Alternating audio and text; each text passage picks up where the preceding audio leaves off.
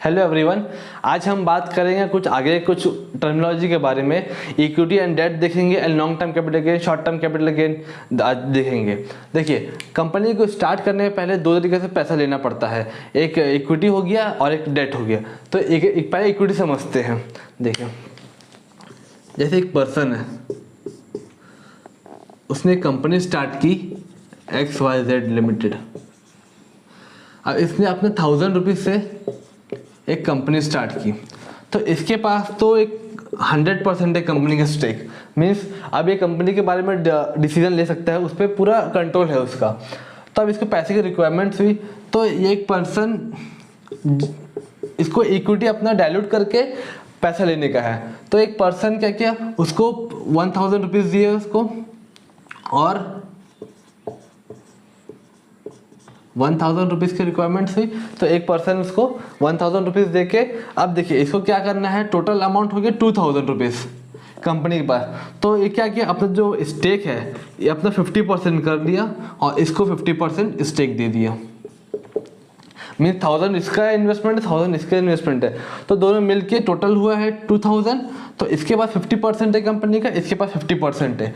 अब आगे जाए कंपनी का जो भी प्रॉफिट होगा, मेन समझ लीजिए कंपनी के पास अगर 10,000 का प्रॉफिट हुआ है, तो 5,000 रुपीज़ मिस्टर ए को मिलेगा एंड 5,000 रुपीज़ मिस्टर बी को मिलेगा। तो ऐसे करके ये अपने प्रॉफिट को डिस्ट्रीब्यूट करेंगे। तो ये हो गया इक्विटी हो गया। अब डेट समझते हैं। देखिए, डेट में क्या होता है, सोचिए हम सेम एग्जांपल लेते हैं।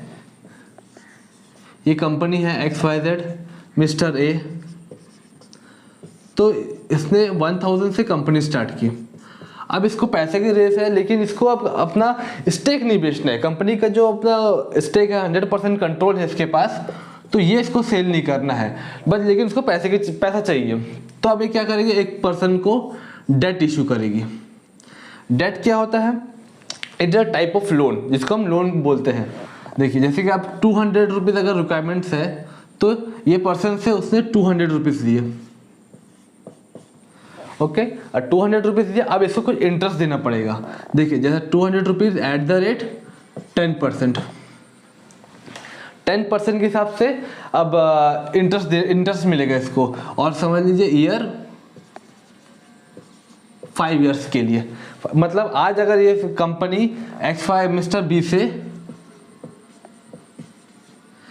से 200 रुपीज़ दी है, तो उसको 5 ईयर्स तक 10% देना पड़ेगा। मतलब इस साल, नेक्स्ट ईयर, ऐसे करते करते हर साल उसको 200 के ऊपर 10%, मतलब 20 रुपीज़ देना पड़ेगा। First year, second year, third year, fourth year and fifth year. अब देखिए, ये फोर्थ ईयर तक तो देगी 200 करके 10%, एंड फिफ्थ ईयर में उसका टोटल अमाउंट है 200 और प्लस इंटरेस्ट 10%, तो वो भी देगी कंपनी, इसको देगी। और यहाँ पे इनका डील खत्म हो जाएगा। तो ये होता है डेट इशू करना। तो इससे क्या हो गया, ये कंपनी के पास जो भी प्रॉफिट हुआ होगा, तो उसमें से सिर्फ 20 रुपीज़ ही अपने कंपनी बी को देगी, लेकिन जो बाकी पूरा पैसा है और ये जो मिस्टर ए ही रखेगा अपने पास। और जितना उसके पास जो भी कंट्रोल है, कंट्रोल इसका डायल्यूट नहीं हुआ है, 100% का 100% है। तो ये होता है अपना इक्विटी एंड डेट में डिफरेंस। अभी हम कुछ आगे जाके चलिए इसके बारे में हम डिफरेंस देखते हैं कि मेन डिफरेंस क्या क्या आता है इसमें। अब हम डिफरेंस देखते हैं इक्विटी एंड डेट के बारे में। देखिए, इक्विटी में कंट्रोल जो होता है वो डायल्यूशन होता है। हमने देखा लास्ट एग्जांपल में, जैसे उन्होंने 1000 रुपीज़ दिए, तो उसका कंपनी के जो मिस्टर ए का जो 100% स्टेक था वो डायल्यूट हो गया, 50% हो गया। तो इक्विटी में डायल्यूशन हो जाता है और डेट में डायल्यूशन नहीं होता है। वैसे डिसीजन मेकिंग पावर भी होल्डिंग परसेंटेज के उसमें रहता है कि जिसका जितना होल्डिंग परसेंटेज है, तो उसका इंपॉर्टेंस उतना रहता है डिसीजन मेकिंग लेने में, कोई भी कंपनी के ऊपर में। और डेट के ऊपर में नन रहता है, डेट में कोई रहता नहीं है। एंड रिसिप्ट, देखिए इक्विटी जो होल्डर है उसको मिलेगा, डिविडेंड मिलता है। मीन्स ये नॉट मैंडेटरी नहीं रहता है, लेकिन कंपनी को अगर लगा कि डिविडेंड कुछ देना चाहिए, कुछ भी amount according to their share, जिसके पास जितने शेयर्स है उसके हिसाब से तो वो डिविड देती है पैसा, तो उसको हम डिविडेंड बोलते हैं जो इक्विटी शेयर्स को मिलता है। और ये नॉट मैंडेटरी नहीं है, ये कंपनी के ऊपर डिपेंड करता है, दे भी सकती है नहीं भी दे सकती है। एंड जो डेट रहता है उसको इंटरेस्ट मिलता है। जैसे लास्ट एग्जांपल में देखें हम लोग 200 रुपीज़ के ऊपर 10% जो मिला था इंटरेस्ट, तो वो इंटरेस्ट रहता है और वो मैंडेटरी रहता है देने के। एंड रिस्क, अब इक्विटी है तो रिस्क भी हाई रहेगा, एंड रिटर्न जो है वो भी हाई रहेगा इसमें। एंड जो डेट है उसमें रिटर्न और रिस्क दोनों लो रहेंगे। चलिए, अब ये तो डिफरेंस हो गया है। अब हम आगे long term capital gain and short term capital gain समझते हैं। जब प्रॉफिट होने के बाद में हमें टैक्स कैसा पे करना है वो समझते हैं आगे। चलिए, अब हम टैक्स का देखते हैं, टैक्सेशन कैसे होगा इक्विटी एंड डेट में। देखिए, इक्विटी में long term capital gain LTCG में means long term capital gain, ये होता है मोर देन 1 ईयर। अब इक्विटी अगर आप होल्ड किए हो, आपको लॉन्ग टर्म कैपिटल गेन अगर 1 साल से आप ज़्यादा होल्ड करके रखते हो तो आपको 10% प्लस सरचार्ज देना पड़ेगा।